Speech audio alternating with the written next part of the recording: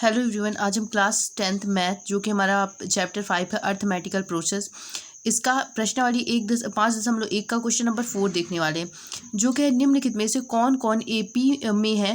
यदि कोई एपी है, एपी यानी कि समांतर श्रेणी में है, तो इसका सार्वधातुक ज्ञात कीजिए और उसके 3 पद और आगे के हमें ज्ञात करना है। तो पहले हमें चेक करना है ये एपी में है या नहीं। एपी में होने के लिए क्या होगा, इसका जो डी होगा वो बराबर होगा। जैसे हम D1 कैलकुलेट करेंगे कैसे, A2 माइनस का A1 करके। तो A2 हमें पता है क्या है, 4 है, और A1 क्या है, 2 है, इक्वल टू क्या है, 2 आया। D2 इक्वल टू क्या है हमारे पास, A3 माइनस का A2 करके। ठीक है, A3 माइनस का A2 करेंगे तो A3 क्या है हमारे पास, 8 है, और माइनस का 4, ठीक है, इक्वल टू D2 आपने कैलकुलेट किया है तो वो क्या आ गया हमारे पास 4। तो हमें पहले ही पता चल गया ये नहीं है, लेकिन हम D3 भी एक बार कैलकुलेट करके देख लेते हैं। D3 में आप क्या करेंगे, A4 माइनस का A3। A4 क्या है हमारे पास, 16 माइनस का 8। 16 में 8 माइनस करेंगे तो क्या आएगा, 8। तो यहाँ पर हमारे पास जो इसका सार्वधातुक है वो बराबर नहीं है, इसलिए क्या होगा हमारे पास, यानी कि आप लिखेंगे D1 not equal to D2 not equal to D3। इसलिए ये जो श्रेणी है ये एपी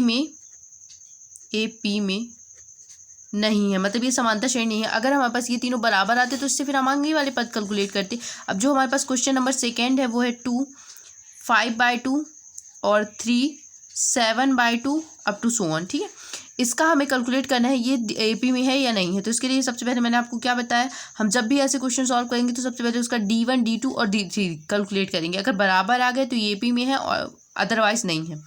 तो D1 इक्वल टू क्या होगा हमारे पास, A2 माइनस का A1। A2 हमारे पास क्या दिया गया है, 5/2 माइनस का A1 हमारे पास क्या दिया गया है, A1 दिया गया है 2 इक्वल टू, अब 2 को कॉमन लेंगे तो 5 माइनस का 2 2 जा 4 आ जाएगा। ठीक है, यहाँ पर कुछ नहीं है तो आप एक मान लेंगे और एक मान कर पूरे का एलसीएम करेंगे। 2 का यहाँ पे भाग होगा और ऊपर क्या होगा, गुणा होगा। ठीक है, तो ये क्या बच जाएगा हमारे पास, 1/2 आ जाएगा। और D2 अगर आप कैलकुलेट करेंगे वो क्या होगा हमारे पास, A3 माइनस का A2। A3 आपको पता है क्या है हमारे पास, 3 है, और A2 क्या है हमारे पास, A2 है हमारे पास माइनस का 5/2। आपको क्या करना है, इसके नीचे एक मानना है, एक मानकर इसका एलसीएम लेना है तो 2 आ जाएगा। इसका नीचे से इससे भाग करेंगे तो 2 ही रहेगा, इसका ऊपर गुणा हो जाएगा तो 3 दूनी 6 माइनस का 5 इक्वल टू क्या आ गया, 1/2।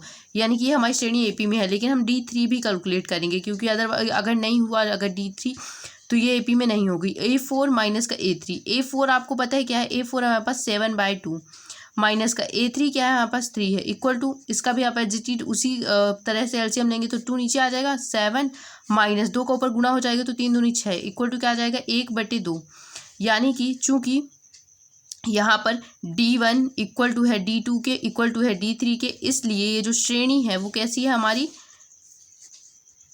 एपी में है। ठीक है, जब ये श्रेणी एपी में है तो और क्वेश्चन में हमें क्या कहा गया था, क्वेश्चन में हमें कहा गया था अगर एपी में है तो उसका सार्वधातुक आप ज्ञात कीजिए, जो कि ज्ञात हो गया हमें 1/2 है इसका सार्वधातुक। तो आप सार्वधातुक डी लिखेंगे, सार्वधातुक डी इक्वल टू क्या है आपके पास, 1/2 है। ठीक है, सार्वधातुक क्या है हमारे पास, 1/2 है, वो कैलकुलेट हो गया। और दूसरा क्या पूछा था, इसका सार्वधातुक ज्ञात करें और 3 और पद ज्ञात करने। तो मैंने आपको बताया था 3 पद हम कैसे, A1 कैसे कैलकुलेट कर सकते हैं। A1 जो होता है वो पहला पद ही होता है तो हम डायरेक्टली लिख देते हैं 2, और A2 क्या होता है, A प्लस डी होता है, A प्लस डी। A क्या है आपके पास 2, इसका जो पहला पद है वो क्या है 2, और प्लस डी क्या है आपके पास 1/2। इसको कैसे लिख सकते हैं, 2 2 इसका ऊपर गुणा हो जाएगा तो 2 दूनी 4 प्लस 1, यानी कि दूसरा पद क्या है 5/2, जो कि यहाँ पे दिया गया है। लेकिन आप यहाँ पे कैलकुलेट करके लिखेंगे क्योंकि आपको दिया गया है कि इसका जो अगर एपी में है तो उसके आपके पद कैलकुलेट करना है। A plus 2D equal to क्या होगा, 2 प्लस का 2 इंटू 1/2। 2 से 2 कैंसिल आउट हो जाएगा, 2 प्लस 1 बचेगा हमारे पास, 2 प्लस 1 इक्वल टू क्या आ जाएगा, 3 आ जाएगा। तो हमें कितने पद कैलकुलेट करने से, इसके 3 पद कैलकुलेट करें, तो 3 पद कैलकुलेट हो गए। आप चाहे तो उसके आगे भी कैलकुलेट कर सकते हैं। तो एपी जो हमारे पास श्रेणी है वो क्या है हमारे पास, वो है 2, 5/2, 3 अप टू सो ऑन। ठीक है, ये यहाँ पे भी दी गई थी। अब हम अपना क्वेश्चन नंबर 2 अगली वीडियो में कवर करेंगे। आई होप आपको समझ में आया होगा, बहुत ईजी क्वेश्चन है ये।